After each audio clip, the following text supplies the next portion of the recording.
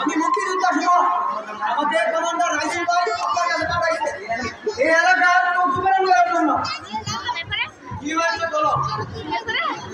মুক্তিযোদ্ধা মিলিটার বাবা শান্তিবাড়িতে নাম দিয়ে আমাদের বাড়ির সাথে মিলে রাজাকার হয়ে এদেশের মানুষের উপর অত্যাচার করছে, নির্মমভাবে হত্যা করছে মানুষকে।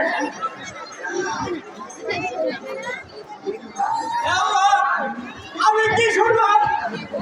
আমি একজন রাজনৈতিক হয়ে আমার বাবা কিনা একজন রাজনৈতিক রাজাকার।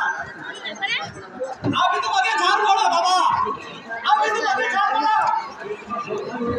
আমি যদি তোমার সন্তান হয়ে দেখি আমি তোমাকে অবশ্যই গুলি করবো। সত্যি বলছিস মিঠুকা? দেশপ্রেমের কাছে ভাবনা মরমজ সবার উপরে এই দেশ। এদেশের নিপীড়িত মানুষকে মুক্তির জন্য, নীল আকাশে লাল সবুজের পতাকা উড়ানোর জন্য, দেশবাসী মুক্তিযোদ্ধার জন্য, দেশবাসীকে মুক্তি করার জন্য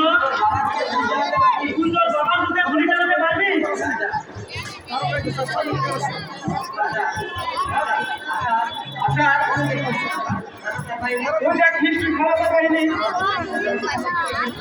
আমাদের সাধারণ মানুষ কিভাবে হত্যা করছে? যদি হানাদা বাহিনীকে এই এলাকা থেকে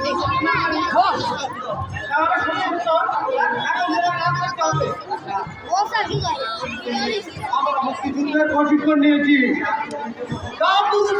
ঘরে বসে থাকার জন্য জাতি ভাষার ভাষণকে পরিণত করার জন্য উত্তরকরণের স্বদেশের স্বাধীনতা সব দেওয়ার জন্য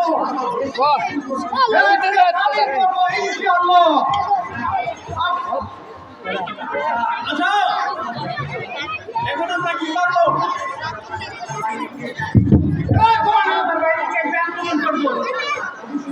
অবশ্যই করবো। একটা খাইনা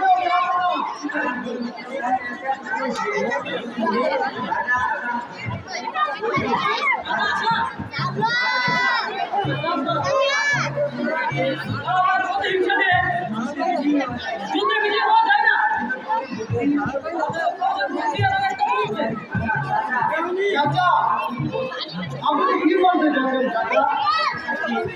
বলতে পারছি